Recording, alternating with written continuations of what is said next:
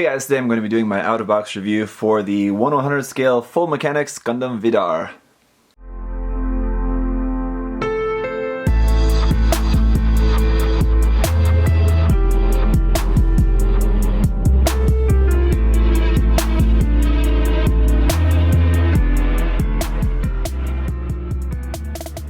So this is actually going to be the last kit of 2016 that I'm finally getting around to reviewing now. It's been out for a little bit over a month now, so sorry this review is a little bit late getting out to you guys, but hopefully this is still helpful for those of you who are considering buying this or just interested in watching my review of the kit. So let's get into it, and I just want to say thank you to MindFenix Hobby Store, as always, for supplying me with this kit to share with you guys. As you guys know, or if you've seen any of my past reviews of the 1/100 scale line of Iron Blood Orphans, pretty much for all of the kits, I prefer the 1/100 scale version over the HG. And that still holds true for this kit. Basically everything that, well, I guess not everything, but most everything that I thought was a negative about the HG kit is now fixed in this version. Most everything. There's still a couple small little complaints that carry over from the HG into this version as well, but for the most part, everything is improved in the 1/100 scale version. On the flip side though, the downside is that this one is obviously more expensive. It's double the price of the HG kit. But yeah, so I don't know, that's something to think about. Overall, the build is pretty standard. I mean, if you've built any of the 1/100 scale HG Iron Blood Orphans kits, especially the Gundams, like the Barbatos most notably, this is going to all feel very similar, very familiar. This one does have some new features as well, like new gimmicks built into it that the HG version didn't have, so that's nice. Not really new gimmicks, I guess it's like new gimmick. It's basically like one new cool thing that this one can do that the HG version couldn't do. But that's something, I suppose. This is also much lighter on the stickers. That's another good plus for this kit. I'll talk more a little bit about that here in a bit. But overall, nice quality kit, and it also, I guess it has some new features, I guess, but another thing. Anyway, it does have some new really nice points that I will point out to you right now. So let's get into talking about the articulation and the stuff. We'll take a closer look at all of this. So first off, just really cool design. As I pointed out in the unboxing, this one has the full mechanics version. Of course, it's going to have a lot of details. You have all these little panel lines, these little notches in there, just little details like this everywhere in the kit. So a lot of nice details for you to go in and panel line in there whenever you get around to painting the kit, or even if you don't paint the kit, if you just panel line straight on here. One of my biggest complaints about just the overall construction of this kit is this piece right here on the chest. It doesn't really fit in there well. It just kind of hangs in there by friction. It's not really plugged into much of anything, so you just kind of have to hope that you just never touch that, because if you touch it, it's just going to come off. So anytime I'm like moving the kit or something like that, I'm always separating that by accident and then I have to like push it back closed again. So that's a little bit annoying, but it's really easy to fix. You just use a little bit of glue, just glue it up into place, but that is just something just kind of like, huh? What happened with the design of that? Anyway, here on the head, some really nice color separation as you have a little bit of gray in there. The pink part for the eyes, if you remember, that's an actual pink piece, it's not stickers. Unfortunately, the head doesn't really go back very far. That's as far as it can go back, just because of this part on the back of the neck. So in terms of upward movement in the head, it's pretty much none, and that's a shame. Down, though, is perfectly fine. It can look down, no problem there at all. But back, that's kind of disappointing. Of course, side to side and everything, all is no problem. Really nice shape and everything for the head. I like the head design of this Gundam. It's pretty cool. Here on the back, that pink piece of the eyes also feeds through to the back, so that's also not a sticker. It's just an actual pink piece, so that might get really nice for painting this head. In terms of seam lines on the head, you just have this like seam line here down the back, which could very easily just be a panel line, so really don't have to worry too much about that if you didn't want to. So then getting into the arms. These are going to work pretty much the same as every other kit. We have this part here on the side that will move up and down like that. The shoulder armor just moves kind of on its own, so no problem getting that as far out of the way as you want. This whole part of the shoulder is supposed to kind of move, but it doesn't really move that much. You can see this part is just that kind of black armor piece underneath. On the HG kit, that was just a sticker. So again, in terms of the color apps, this version is much better.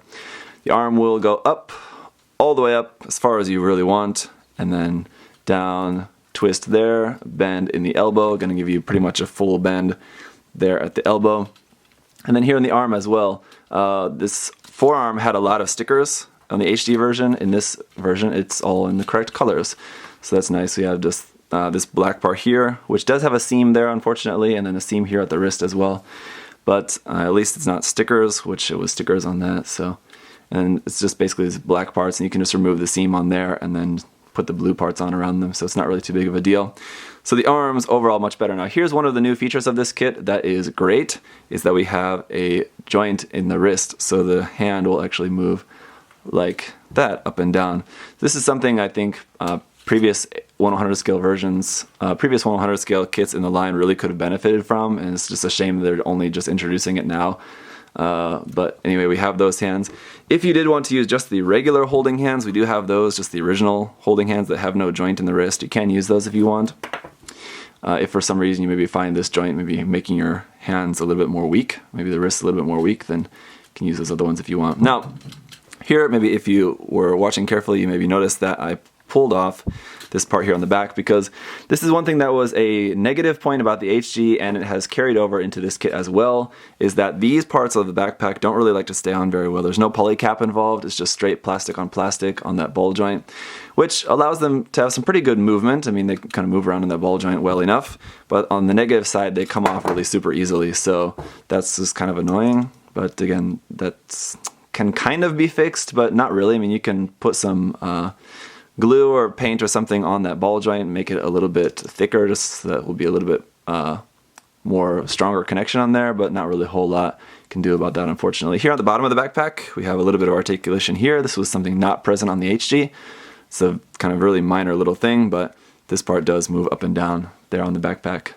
And this is also a red part, but there's stickers here, so you can see like the sides next to the red part. There's this side little gray part there.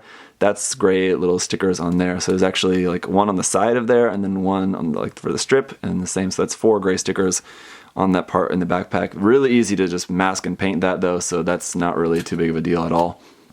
All right, going back around here to the front, the waist section, of course we have this movement here in the chest that will kind of bend at the top to give you a really nice stomach crunch. It can also bend side to side, and you get this nice piston movement there in the waist. And the whole thing is just on a ball joint there, so it's all pretty much the same as the HG kit. For the front skirts, those will move individually, and we do actually have the guns that will just fit into the waist like that, into the front skirt armor. So again, on the HG kit, that was not the case. In this version, they actually just fit into there, so you don't have to modify anything, and it's all really nice. And again, there's red parts there, where on the HG those were stickers, so another improvement there as well. For the side skirts, these will just move up and down kind of everywhere you want them to go. These things here on the side will open up a little bit like that. You also have the addition of this kind of like little thruster part in there, which the HG kit didn't have that part. Also, these white parts here, those were stickers on the HG, now they're actual separate parts. We have the individual blades for the sword in there. Those are already separated, so you don't have to cut and separate those. The new gimmick that's introduced with this kit is that this whole part will slide back like this. So that can slide it back all the way to there. So if you want to like reenact the scenes of him like pulling out new sword blades there in that kind of thing, container there on the side. It's a really cool thing. A lot of people have mentioned that that's very similar to like Attack on Titans. I think that's quite obvious association there. I'd have to say it's probably safe to assume that the designer, whoever designed this kit, I forget the designer's name, probably drew some inspiration from that. It's quite similar. Anyway, this kit does also have some stickers on the inner frame, like with the other Gundam kits. There's a couple there. There's one on the chest piece underneath here, and then on the leg underneath this part here. But those are never really going to show, so they're just kind of silly, but you do have those. The leg is just going to rotate at the top and then come up nice and far. We can move that all the way out of the way. Get a nice bend there at the knee, and no separation in this knee armor, but the bend is nice, and we have all of that. I'm finding that the thrusters on the back of the leg tend to fall out kind of easily, so you can see like on the HG kit, these were like just plugged onto ball joints, or I think the front ones were on ball joints, and maybe the back ones were different, but anyways. In this case, on the front and the back, they're just plugged in via just these square pegs, so they're not going to move anywhere at all, and I found these pegs to be not the strongest connection, but again, it's easy enough to fix with glue, but just be aware of that. I do also like the fact that we get red pieces to go inside of there, so it's actually 2 pieces, a red piece for the inside and then the black piece for the outer side of those thrusters, so all very good in terms of the color separation and everything for this kit. Did also forget to mention that the back skirt will move a little bit as well. Not really sure if it's something anyone really cares too much about, but it can move. I have found though it's really easy to just move that a little bit too far and then it will just actually just come off. So it does move a little bit, but I wouldn't really recommend messing with that too much. And see, here you go, you just barely touch these little thrusters and they just come falling off. But then finally moving down here to the ankles, just same nice articulation that we've come to expect from these Gundam ankles. So no problems bending to the side. Bending down will go to about there, forward to about there. Sorry, it's got kind of stuff in the way everywhere. Forward, no problem there at all, really far forward. And then of course we have the hunter's edges. This one will fold out there, this one will fold out only to there. So the front one folds all the way back. And then when you can see here, when that's folded in, the toe doesn't point down because that's blocking it, but then when that's folded out, then you can actually move the toe down more like that if you wanted to do that. As far as the back one, that will only move to there. It doesn't go down any farther than that, so that's its total range of movement for that. Alright, so let's get to looking at his accessories. So as I mentioned, aside from the hands on there on the kit that have articulated wrists, we do just have the regular holding hands if you want to use those. No covers for those though, so you'd have to just switch the covers. But then we do also have the regular holding hands, or I'm sorry, regular open hands that we've got with other Gundam kits in the series as well. I do have covers for these, so you don't have to worry about switching the covers or anything. Those are just open. Not really the best expression though, they're just kind of really plain and simple, so these are okay, but they're not anything really great. A lot of nice detail there though, so that's the one nice thing about them. Then we do of course have the actual handle for the sword. So this is, I guess, was sort of like supposed to actually be stored there on the side skirt, but I just left it off for the time being. As you can see, this has a peg on one side, so it'll peg into the hand to be nice and secure. When not in use, you can just keep this stored in here. It will just plug into any one of the 6 spaces you want, but you can just store it right there on the front one like that. And then when you want to use that, you can just pull out your sword blade like that. So you've got 6 of these stored in there. So if you want to have one out, then you can pull off another one, and so on and so forth. And lastly, probably my favorite accessory for this kit is its rifle. Now this one as well, that's a pink piece, not a pink sticker, so that's cool. It's just a separate piece there and not a clear piece. I kind of like that. Clear pieces for like the camera lenses on guns is not really that big of a thing for me. I really don't care for that all that much. Just a regular piece like that and just paint it, or just put like an Aurora sticker or something on it is fine for me. I really don't care too much about pink parts, but as you can see, this handle, it will just slip down into the hand, so you don't have to take the hand apart to grip around the handle here as well, which is okay sometimes. Like on the HG Reconquista and G kits, I ragged on them a lot for that because I thought it looked bad.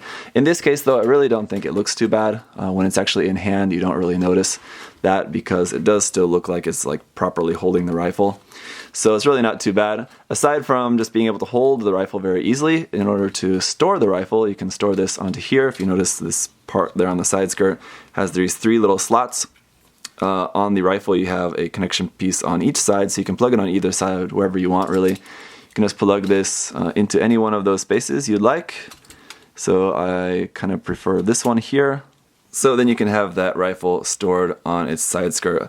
Now again, the reason why I like this is just because it's a really cool rifle design, and when in the series a lot of the rifles haven't really been all that really interesting to see. They've just been kind of really simple and not really all that attractive to me personally. This one, it definitely has that much more kind of like sniper rifle or rifle. It's actually kind of similar to the Shinanju's beam rifle in a way, just in its kind of overall shape. But I really like this gun, so definitely my favorite accessory for this kit.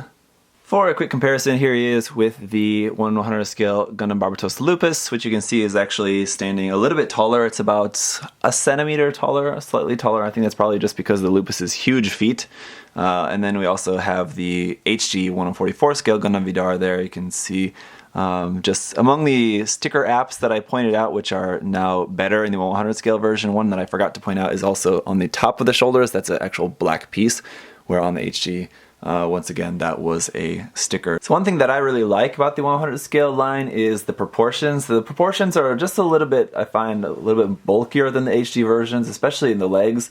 So that's something that I like about the 100 scale versions. But on the flip side, that extra bulk to these kits and just the overall extra weight of them being in just larger scale, it's just more weight and more plastic, that tends to make them a little bit less dynamic in their posing than the HG kits, because the HG kits are really super dynamic. The 100 scale kits tend to be a little bit more cumbersome, but in this case, it doesn't really seem to be too much of a problem. I think the articulation of this kit is, I think, just as good as the HD version. So that's something that I really like about this. Nice articulation is always good, especially for when you have a kit like this where part of its main weapons are those knives on the feet. And that's something that obviously you need some good range of movement to be able to do anything cool with those. So it's nice to have that. Just nice that this kit just has so many different weapon options in general. That's kind of one thing that I think is really cool with this kit, with the knives in the feet, the sword, the rifle, the handguns. This got just too much almost. So of course this kit isn't all fantastic. There are a few little negative points to this. As I mentioned, there are still a couple of stickers on there. Just those ones in the backpack really is kind of like the only thing really. So there's really not a whole lot in terms of different like masking and color apps missing from this kit. So for the most part, all of that's represented well. In terms of seam lines, it's definitely a lot better than the HG kit. It does still have some seams on there, like especially like on the shoulders. The seam on the shoulder armor though is better because it doesn't run straight through the center of that thruster on the end of the shoulder. But there are still a couple seam lines here and there. Really not all too bad though. The issue that I mentioned before with the backpack, the parts on the sides of the backpack, a little bit loose on there, and just in general there's just a few loose parts like I mentioned before, thrusters, and those white parts actually in the sides of the backpack as well actually keep falling out on me. This is all pretty much easy stuff to fix. One thing also that's kind of annoying is that Bandai still hasn't made an actual action-based connection piece for this, so you still have to use that kind of like fork shaped action-based connector for these. It works well enough, I suppose, but it just would have been nice if we would have had like a specific action-based connection piece for these kits, so that'll make sure that it's actually a really nice strong connection, because if you're having it at like a little bit more of an extreme angle, that action-based connector that we're supposed to use for this kit could be a little bit troublesome for you. So that's going to pretty much do it for my out-of-box review for the 100 scale full mechanics Gundam Vidar. Really cool kit. This is definitely one of the more awesome designs, I think, from the series, and that's just all totally subjective, but just in my point of view, I really quite like this design. There are certain aspects of it that I dislike. The feet, actually, I like the gimmick of the blades in the feet, but the overall shape of the feet, I wish was maybe a little bit different. I'm talking about like the blue parts there around the blades. It's a little bit kind of odd looking. But pretty much everything else is all pretty cool looking. So I like it quite a bit. I really like the head and that V-fin. I mentioned before that I thought it's a cool design of the head, but especially the V-fin with like the 2 points pointing forward, and then like the sides, like the main parts of the V-fin are sort of looking like a little bit kind of like lightning bolt kind of design aspect there. Really, really cool design. This kit, much better than the HG in pretty much every way, so if you can afford to pay a little bit more for the 100 scale version, I would definitely recommend this version over the HG. The HG is not bad at all. It's a really nice HG as well. It's just that this is pretty much just better. It does also help that if you have an action-based one, so that I guess would kind of add to the cost if you don't have one. It's nice that the upcoming Barbatos Lupus Rex and the Bale Gundams are going to be including action base, at least in the first production run of them, but kind of wish that they would have done that maybe with some of these other ones as well. But anyway, that's pretty much it for this review, guys. If you do have any other questions or comments, feel free to leave those down below. Otherwise, see you guys next time. Bye-bye!